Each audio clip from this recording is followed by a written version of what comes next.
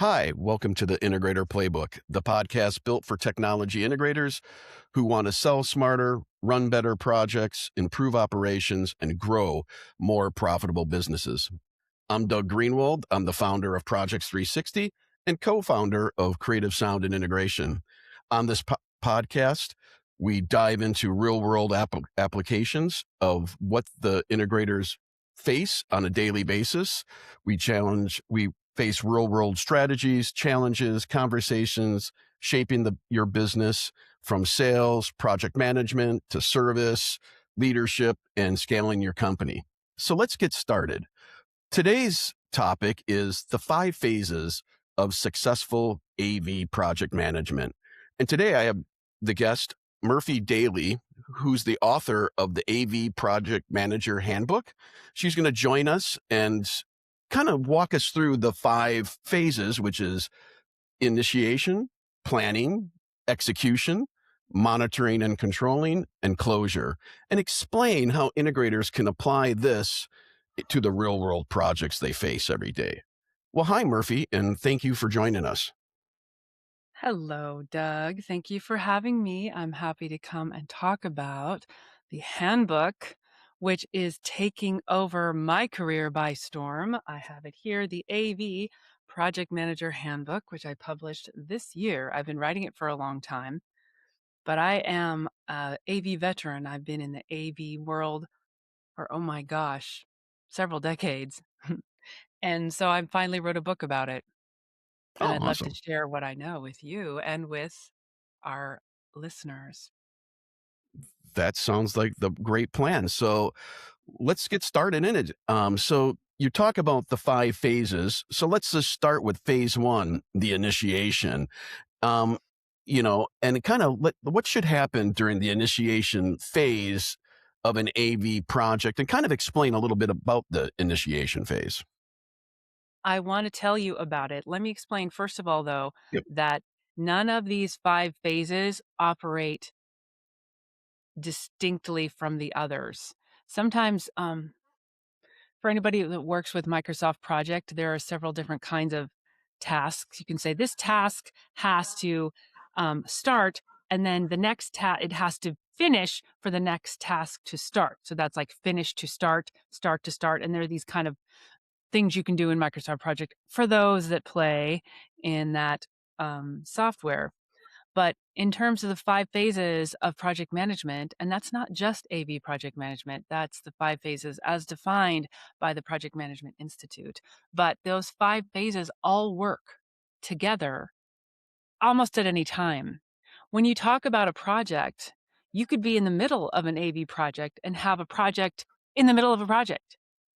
So you could Yeah, I initiate a agree. project. You could say, okay, we're in the middle of this project. We're doing this set of, I know you work with homes. I've done a lot of work with education. Say, we're doing a project that has 20 classrooms being done for a higher education establishment. But in the middle of that project, you could say the customer could need, oh, well, yes, we're doing those 20 classrooms, but in the middle, we also need to bring in an auditorium. And so in the middle of the project, a project gets initiated. Or you could say, hey, in the middle of this project, another aspect of the project gets added in. So that initiation happens all the time, just boom. Yep. So you can't say, oh, we're done with initiation, so we can't do that anymore. So it's Oh, it's there's part definitely of overlap. Yeah, exactly. definitely It's overlap part in of things how this changing. all flows together. Because So even the in the initiation, I was gonna say, even in the residential realm that I'm more in than the commercial realm, same thing happens, in these right? large custom homes are on, you're in the middle of the original scope of work, and all of a sudden, hey, you know what? We're gonna add on this guest house, and now we have this guest house that we're gonna do, but they're doing it simultaneously, as the Exactly. other one. So, no, I understand Mhm. completely of what you mean by the initiation Yeah. phase doesn't completely just go away.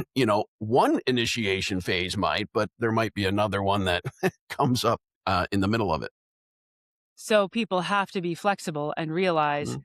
don't get too rigid. In the world of projects, rigidity is not your is not a help. So the initiation phase is somebody has the idea that they need it. So they begin to scope out the initiation, getting the details to start out. So when you begin with initiation, you say, hey, I need this particular AV project. Then you start with the initial, you just have the basic idea that that can be called, you get the charter, like this is the idea of what we're doing. And then you move into the planning rather rapidly. Move into planning. What exactly does that mean? That might be like figuring out the scope of the project, figuring out the design. And I think in your world, in your world and in many AV world integrators, that planning would be called like pre-sales, the beginning, sales, the design, building the bill of materials. So that's the planning. Discovery, Yes, kind of a scoping it out, discovery phase. Yep. discovery, scoping, all this. So the idea begins the start of a conversation, then the planning, then we move into execution. So, hey, we have the beginning. We know we have enough of a critical mass of what we're doing. Now we can start executing, which And go ahead. I'm sorry. Go ahead. that's three real fast, right? These just happen all the time, always rolling. And each of them um, get adjusted as we go along. That's what is the fourth phase, monitoring and controlling. So watching it and making sure that it matches what you need, that it matches the scope, the budget, the timeline, and the quality that you want. So those are four other, oh yeah, and satisfies the customer. So those are the other three parts. There are all these little parts that I think about as a project manager. These are concepts that we chunk out into these handy ways to remember what we're doing as project managers. Well, let's kind of backtrack and dive into each one a little more that we did. I mean, we just kind of skimmed over a lot of them really quickly. So going back to the initiation phase, um, what information should the salesperson gather from the first client meetings during this phase? What is helpful to the overall project? The beginning charter for a project, if a salesperson is talking to the person who needs this project, the person might say, I need to put in a home theater. And they go, great. And the customer will have an idea about what they're looking for. They say, I want it to be outside or some fantastic thing. So they get just the beginnings of the idea. They have kind of some ideas like, hey, I need to do it in this summer, or, I need it to do it by this event. So they have just the basic ideas. And that's when the account manager, salesperson comes in and starts using their expertise to know if that's possible. So interfacing with the client, they say, I need this theater, this home theater that's going to be outside, and I want it to be ready by Christmas. The account manager can go, is that possible? My goodness, you're coming to me on December 13th. What can we do for you? There's some possibilities, temporary stuff, the costs, and I want it to be, and they begin talking about these ideas. The account manager begins to understand, sort of talking through what their idea is, get the very beginning, do some reality checks, and the account manager will get the feel and run back and say, what's possible? Is this crazy, or can we do it? And reflect back in a conversation with the customer who wants this AV project, start talking and gather that information. So that's the beginnings. Then that's just Let like, me ask you something on that, because in our industry, I know there's a split between. Let's first define. Some companies call what you're calling an account manager. They either call them an account manager or sales or system designer. Just depends. So, like in my integration company, I don't like to use the word sales. So I call them system designers, because that's kind of what they are. Because my sales slash system designers are more educated maybe than some other that other people hire in their companies. And what I mean by that is they're more tech based and they can Mhm. actually, we don't have like a separate design team. We have an engineering department that does all the drawings and stuff afterwards. But my system designers are the ones that meet with the client, scope the project, you know, put it together, get it signed off, and then it kind of goes into where you're talking about execution. We call it production. We do this sales to client handoff. But going back, my question really is it helpful, or what do you think is the better way for a company to be structured? Do you think it's better to have just account managers slash salespeople and a separate, designer that they go to after they meet the client and the designer actually does the system design, and then the salesperson presents it? Or having the hybrid that it's that one person that's knowledgeable enough to do both? What has been your experience with that? I've never had an environment where the account manager customer relationship person does the design. So, Okay. I don't know, I've never experienced that, but it seems like that would eliminate a step. That could be. Also, though, um, when I have worked with engineers, they're very technical and can be, like, super focused on the technical side and less so on the customer exploration relationship side. So, that could be a gap as I think about it, that the technical person I want that technical person to be very, paying very close attention to the details, understanding the deep, depth of the relationship in the technology that's being put in, and that could mean that they aren't so great on the people side. So but if you have those set of skills where people can do both, fantastic. Yeah, no, and when I say that, I just want to clarify too. So in the residential world, this is kind of a common play. I'm not saying it's the standard. But it's very common. So Yeah. in my company, we'll have the system designer. But they are a people person and they're technical, and I'm going to say that loosely with to a degree. We still have an engineer. So what they do is they gather the information, they start putting together the bill of materials, breaking it out by location of what needs to happen. That bill of materials then does go to the engineering department, and the engineering department does all the line diagrams and make sure that we have everything needed specified to make the system work to the expectations that are being set by the client.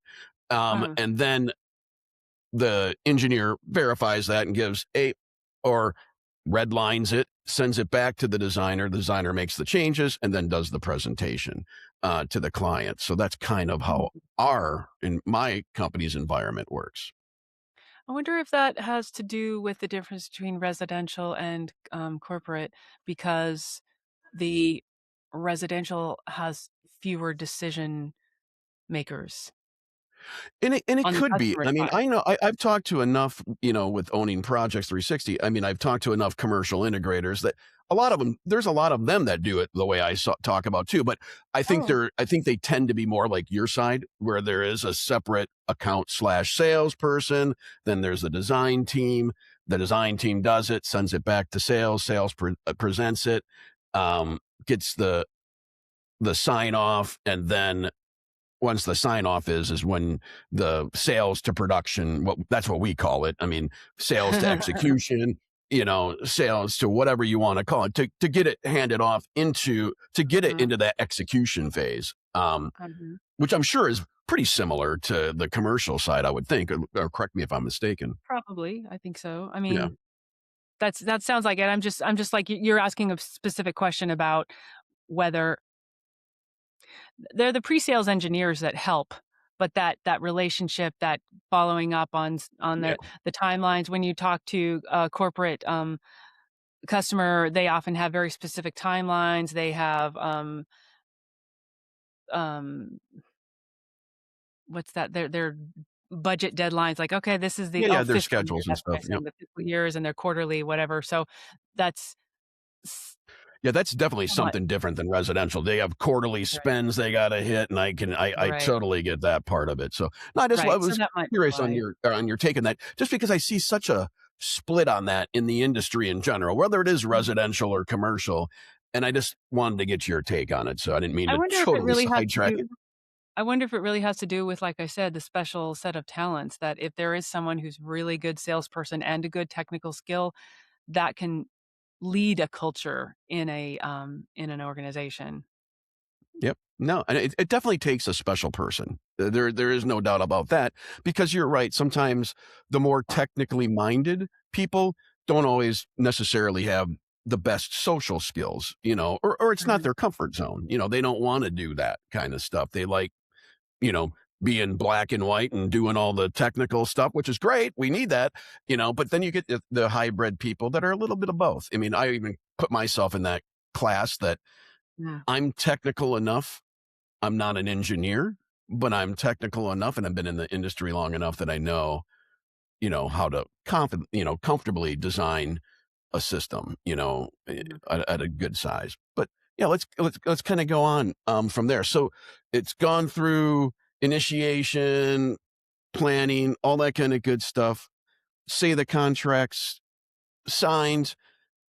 What is what's the most important thing on that sales to execution or sales to production, whatever you want to call it, handoff? I mean, how do you envision that? What's a In a perfect way to do that? For AV projects and for the AV integrator industry in your world, um, it's a project-driven business. The Mhm. the revenue comes from projects, right? So doing this 100%. initiation and planning is pre-revenue, right? It's like, "Hey, let's form up a package that we can present to the customer so the customer can say, 'Yes, I want that, sign the SOW on the bottom line.'" So that's the important beginning side, like, okay, there are projects that can be initiated differently, um, but but let's not worry about them. We're talking about our type of project-based businesses. So Yeah, when you get up to that point, the pre-sales is that planning, the initiation and the planning, we're gonna begin it. But when that design is completed, that SOW is completed, and the customer says, "Yes, that's what I want," I sign it. Then, in order to get the full revenue, maybe there was an initial down payment, but the full revenue, you have to execute now. So now 100%. the execution happens, and you bring in a different set of skills. They're the people that have to run the cable, they're the people that have to hang the displays, and there are the people who have to manage the project. So in your world, you might do well because you have run a very lean environment that you do not separate account managers or salespeople from the design. Maybe because you're running lean, it would be great to have the project managers come in some of those discussions as well. So that Well, would I be agree with part you of on the that. So I agree with you on that 100%, because we do Mhm. that. We bring in when it gets in a tough situation. Because I guess I was going to even, and I maybe even forgot to ask that. I was going to ask your opinion on that. Do you see that being a good process? To bring the project manager, and it might not be every single one project you're designing, but the more maybe difficult ones that or have some obstacles in there. Y How it has often worked for me is when I've worked inside of an AV integrator and there is a customer that has sort of rolling projects, a really big customer. They go, okay, we always have these projects going on and on across their global environment. I get attached as the project manager to that customer. And as we're discussing this particular project, they will already be talking to me, say, hey, in 3 months, we're going to start the one in, the South. So it just kind of rolls into it anyway in that way. When an integrator has a healthy book of business and they're already working with several um, installations for a customer, it rolls in naturally. If there is a brand new customer and that customer is getting the planning sorted out with the Yep. the design, etc., it would be a great idea to introduce the project manager to the customer at that time. Say, hey, this is Murphy. She's going to be the one that's going to be helping on site, initiating everything. You can definitely call her all during the project and talk that way. The project manager doesn't have to be involved in the design. That's a lot of hard work. No, and I agree, but just do that But that introduction and introduction is a great thing. yeah. Yeah. No, I think that's a great, business thing and even a PR thing. It kind of makes the customer feel a little more at ease, like they're meeting the team that's going to be working on this project and everything. You just reminded me of something interesting that I think is a neglected opportunity for AV integrators. What's that? The project manager is the one talking with the customer constantly during the installation. So Oh, that of project course. manager, right. So other salespeople, account managers are like, "Hey, I'm trying to get the customer's attention for new business."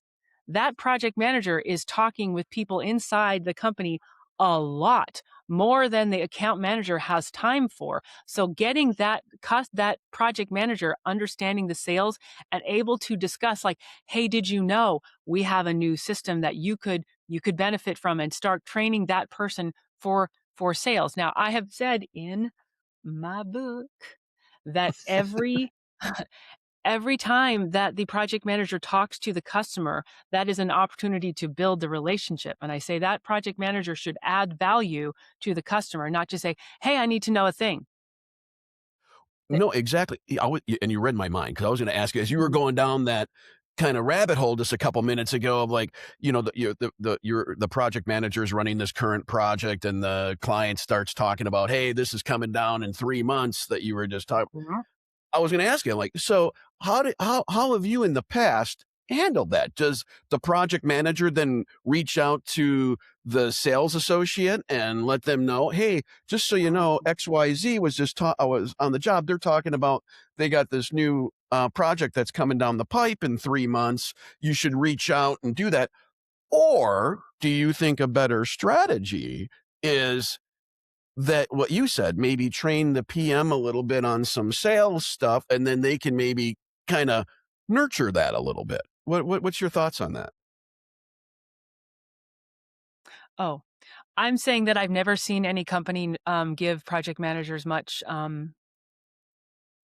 education or training of almost any kind.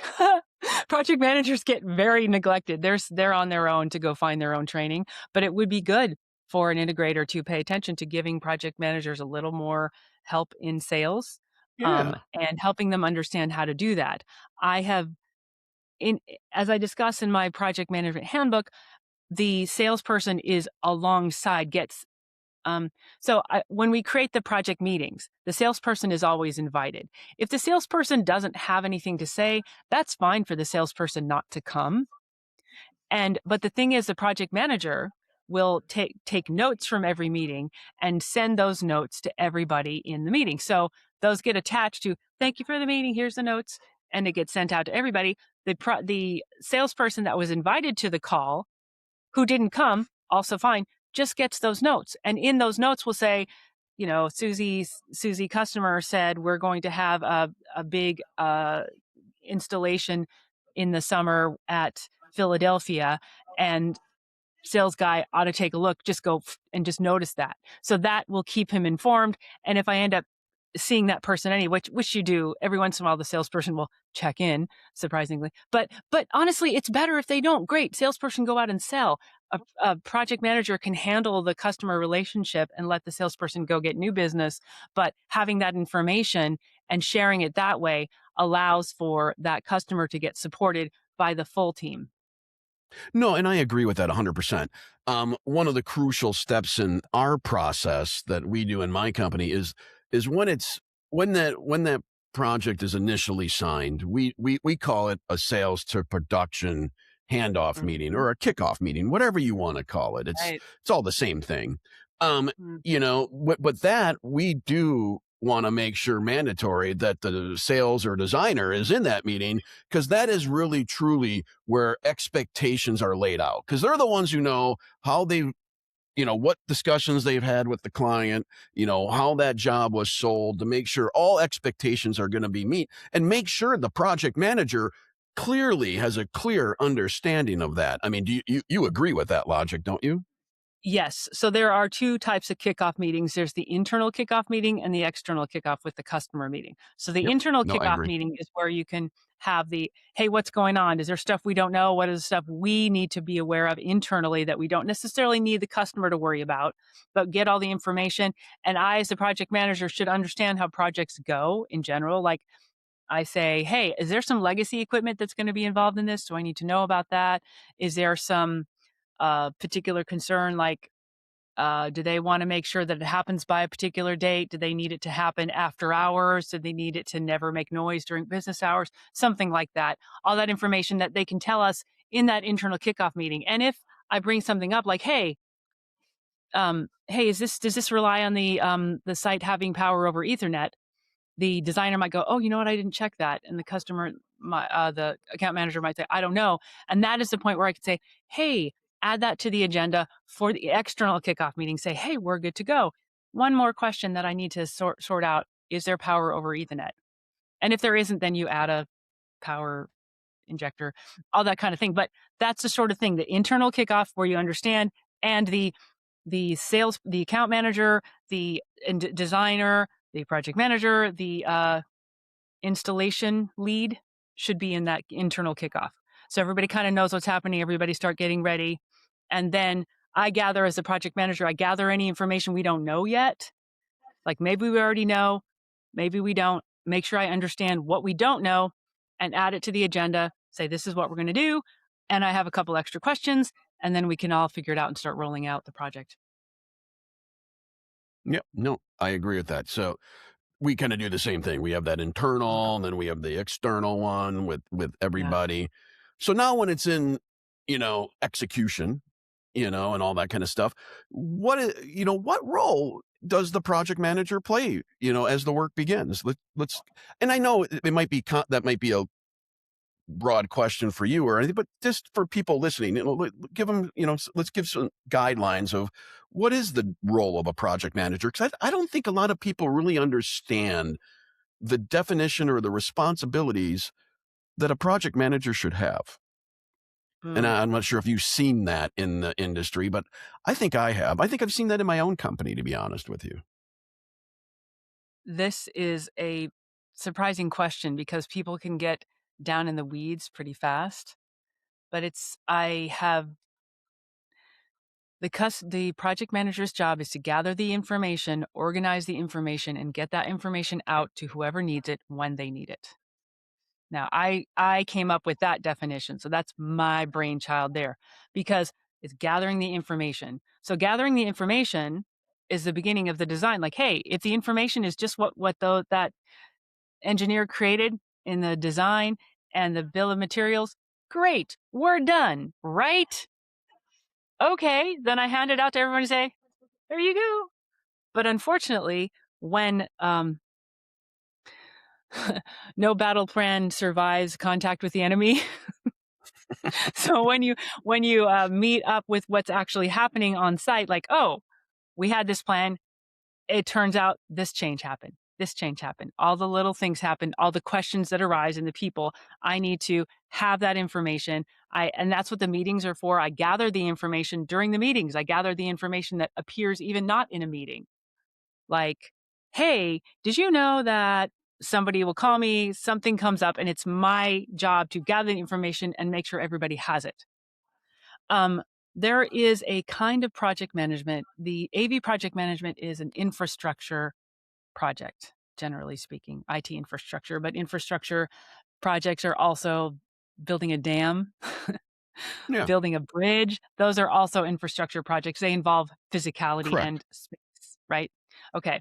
So that's one kind of project and those are the kind of projects that traditionally the PMP serves very well. But there's also another type of project called an agile project, which is supposed to be iterated. And I've gotten trained in that as well. So when it comes to doing the execution. Well, there's the execution, the preparing, and then there's what I call the installation window. Like, okay, we got everything together. The guys are on site. We're doing it right now. And let's say we have a week to get it all done or longer, whatever period of time. There's a week where this work is going to happen. And the agile project management or Scrum project management is famous for the daily stand-up. It's supposed to be the 15 minutes where you all get together and everybody who's on the team says, this is what I did yesterday, this is what I'm going to do today, and this is the problems that I'm happening if they have any blockers, right? And Okay, and that should happen every day, you said? that is a traditional agile Scrum stand-up. When it comes to the installation window, that definitely should happen every day. So that's the perfect time for the project manager to be an agile scrum master and check in every day with the install team and report back to the customer and the salesperson what's happening. So I, as the project manager, say, okay, what's happening today? Generally speaking, I will do that at the end of the workday. I'll check. I have a thing where I'm like, hey, you text me or call me when you get to site. Whoever's doing the installation, I need the lead installer to text me so I know they're there.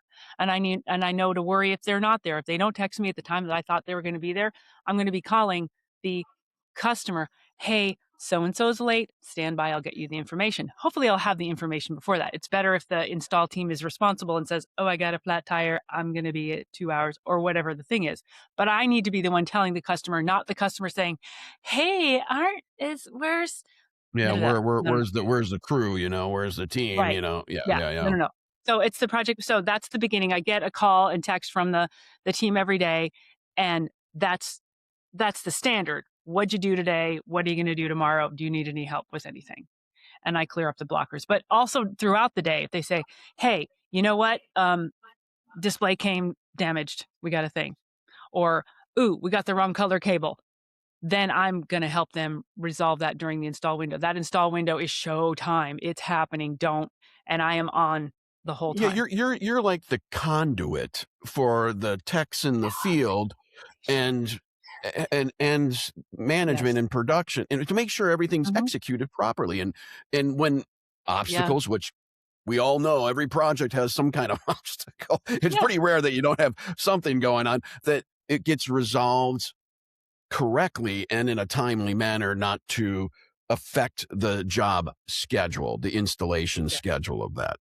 Yes. So when it comes to project management, we did talk about, hey, those are 5 phases. When you have those 5 phases, you can kind of organize the information as it comes in. Is this an execution piece of information or is this a planning information? Planning information might be, oh, we're in the middle of execution, but it turns out they want to add a feature. Great. Now that's this quick planning thing that has to happen in the form of a change order, which could happen while they're during the execution window. Okay. That sort of thing can happen. But the project manager can have those categories to gather that information, then organize it and get it to the people as they need it. So that No, is I agree. very And essentially what a project is manager what we're needs to do. talking about is that the phase 4, which is the monitoring and controlling, that's kind of what we're talking about, correct? Am I Yes. understanding that? Yeah. Yes. Monitoring and controlling is monitoring. I mean, that's the name. You're watching it. Like, is it going? You can't Yeah, just you're monitor. You say, monitoring hey, what's tell going me when on, it's making sure done. everything's Bye. happening. Oh, right. So the project manager has to monitor. The project manager has to be up in there. What you doing? What you doing? What's happening? What'd you do? So I got to go lean on the shoulder of the installer, be like, hey, what's happening? And the installer should be like, okay, did this, this is great. Okay, thanks. We're good. And and I will bug them. That's why every morning I'm like, hey, okay, you're going on site for the first day. And I make sure I have a very long in there. I have a very long list of this is your plan for what you're going to do the first day, including where they park and whether it's paid and where they're going to unload their equipment and how they're going to handle unboxing and not throwing away the boxes of equipment and whether they're going to, what they do on the first day is super important. So like, hey, did you do this thing? Did you do this thing? Let me know. And so I'll just check in with them, not because I don't trust them, but just because I need to know. And of No, course they're busy.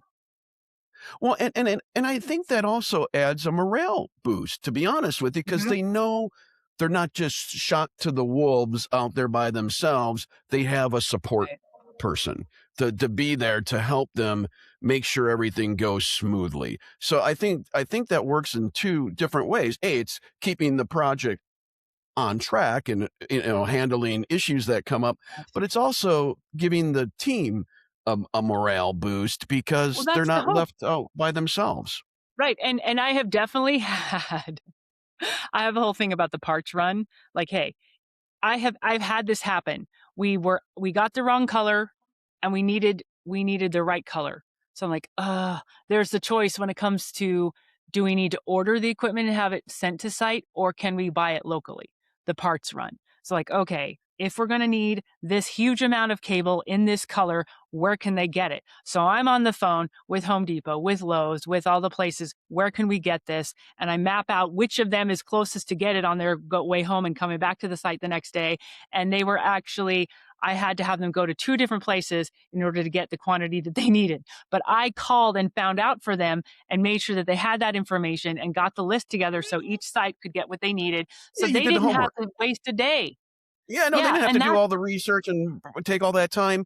You took care of it. Here's yep, what I need you to do.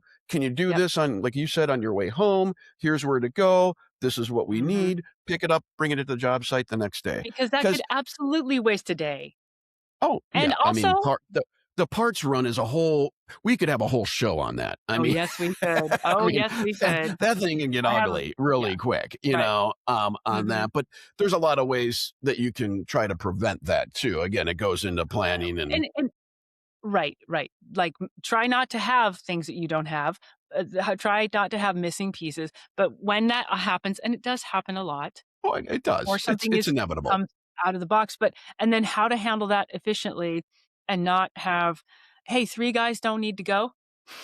Yeah, exactly. We don't need the whole crew going.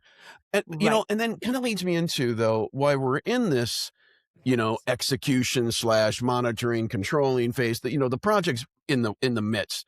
But I mean, in my company, we have weekly, we call them JIP meetings, jobs in progress. Some Exactly. people Mhm. call them WIP, work in Yes. progress, whatever. Whatever you call it, it's all the same thing. Um, that is a vital piece for communication and for my team and everything.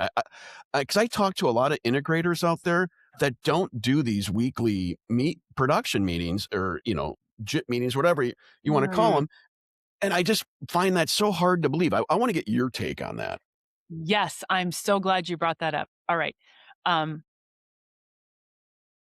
I have not been in trying to remember if I've ever been in a place that didn't have that weekly project meeting. Now, in the world of PMO and, And this might be a difference we again between residential and commercial, because there's I a don't lot think. of residential guys that don't do these weekly meetings. I talk Mm, to them all the time. mm. That's why Well, I want this is an education piece of how important it is. mhm. Okay, so that can be called a portfolio. In the world of PMI, there is a project, but when you have a group of projects, it's called a portfolio. So the Mhm. portfolio of projects, that is all of the projects that are happening. In the world of AV project management companies, integration companies, whether they're residential or commercial, Commercial. and also companies that do more than just AV, companies that are IT services, professional services across the board, not just AV, there should Yep. be an understanding for that business owner of the state of their business. So they're working on resource management. Oh, imagine that. Like, hey, how are things going? You can take the customer, the salesperson's word for it. Okay. But salespeople are often very optimistic. God bless them. So, but you got to have that portfolio because now the project managers are usually sharing resources, and even if they're not sharing resources, they're sharing the same pool of subcontracting resources. So if Well, you yeah. go, oh Either hey, I way. was going to do this. Either way, you got the same pool of resources. They're like, oh, I was going to do this, and I was going to use the same guy. It's like, no, I'm using that guy. I, bleh. Yeah, there are certain Yeah. resources, so having an understanding of the whole project, whole portfolio The is whole super important. portfolio, what's going on, these next, so we kind of break it out, we call it what's happening we do our weekly JIP meeting every Friday morning. So we'll have Uh-huh. we'll have our portfolio broken out this way. What what's coming up this next week, these active, like we were saying, that are in progress or actively working. What's a couple weeks out, that we're going to be out there in a couple weeks making, again, making sure all the products in, everything's set up Mhm. for success. And then we have this third status called most, and just to clarify, most of our projects we do is new construction.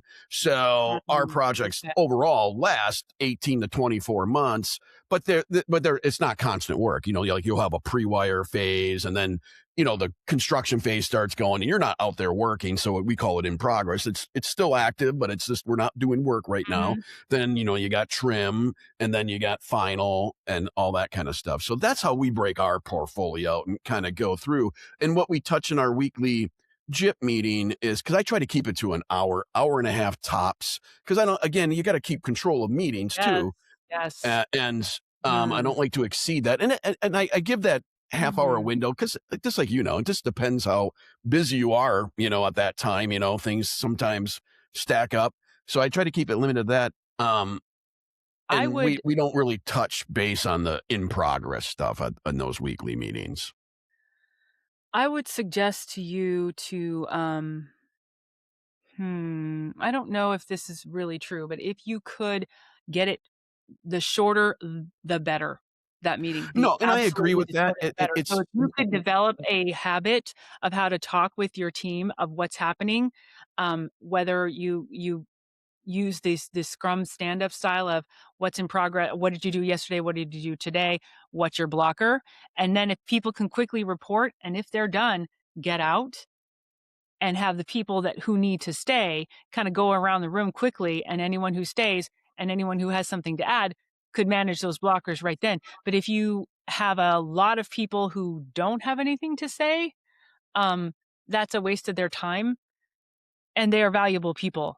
So, finding a way to to streamline, and I agree with you. Streamlining those meetings are important. But with our average, between the what's coming up this week and 2 weeks out, we'll have anywhere from and these are larger projects. I mean, 10 to 15 projects between those things that we need to touch base on, Mm, that are actively going. So, but now bringing it up though, to bring it all full circle, the last phase is closure. closure. So, Oh, eh, yes, what's kind of closure. define to us what closure is? That's the famous Mhm. line in our industry, I think. Okay. So there are some things that have to happen in closure. The punch list has to be done.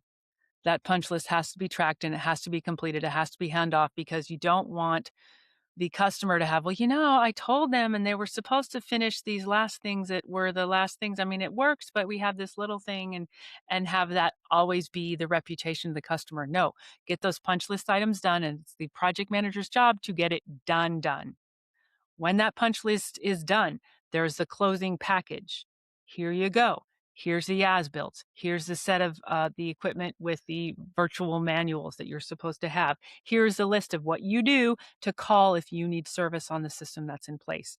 There it is. So that's part of it. And all of that package that goes to the customer, the closing package, fully done, that also goes to service, because service is going to want those red lines that are as built and all of those manuals, and understand whatever the last software that was put in there, the last version of the control system or the audio. All of that has to be done. Okay, now that's all the way handed off, efficiently done. So you have that record, and you don't go, "Where is that? Did we?" Carefully on. Oh yeah, and then archived in the project management office file system, the PMO office system, and then, yes, this is super important. I love this. The lessons learned. This gets skipped so often, and it is incredibly valuable. Yeah, you're Yep, going, yeah, we really should, but we never do. Everyone says that. Stop. Take that. it's vital. It's super easy. Yeah, it's super easy. Take a half an hour, take an hour. And that way, the team of people that work together all the time, that don't necessarily get to talk to each other because they're always on site somewhere underneath a floor or a building or whatever doing that stuff, they can get together and say, "We did this, this went well, but I really would have liked it if so and so would have done this differently." And they have a place to do it where they can start working together and have their voices heard. And if it's a great job, fantastic, good job, everybody, high fives all around. But then you also ask, is there anything that you think would do better? And this allows a leveling up in a natural way. If it's part of the routine of the project, that project manager can raise the excellence of the whole company. Yep. No, I agree. It's such a vital piece. But like I said, I mean, and I know we're guilty of it myself. That we don't do it every single project, but we try to. But so much comes out of that. Just Mhm. what went well, what didn't go well. And that's the big one. What didn't go well? How can we prevent that in the future? Or even stuff, yes, what didn't go well, oftentimes you do kinda know if you're like, "Oh, I really ought not to have left those boxes out in the rain." That one that one's kinda obvious, everybody knows. But the little things, those little Mhm. things that are, oh yeah, margin killers, profit killers, if you Oh yeah, just learn, they like, all add "Hey," up. yes, yes, and this can be the difference between people being strung out and stressed out and people being happy and have a really pleasant work environment and keep working there. I agree 100%. Well, what would be one takeaway you'd like to say to a integrator, out there that's looking to get better at project management? And so what takeaway could you or a piece of advice could you give? Read my book.